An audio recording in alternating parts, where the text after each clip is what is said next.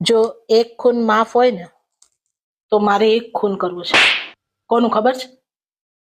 જેણે આ વાસણોની શોધ કરી છે ને એને. શાંતિથી આપણે ઓલા પતરાવડામાં ખાતા હતા, પાંદડામાં.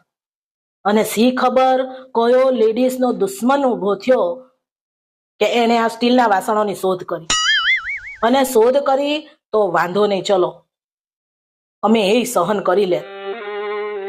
પણ એક થાળીની શોધ કરવી હતી.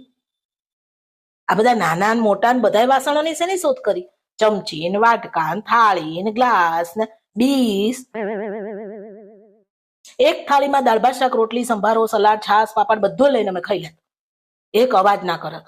આ તો શાક વાટકીમાં આપો, દાળ વાટકીમાં આપો, છાશ ગ્લાસમાં આપો, ખાવા માટે ચમચી આપો, ચટણી લેવા ડીશ આપો.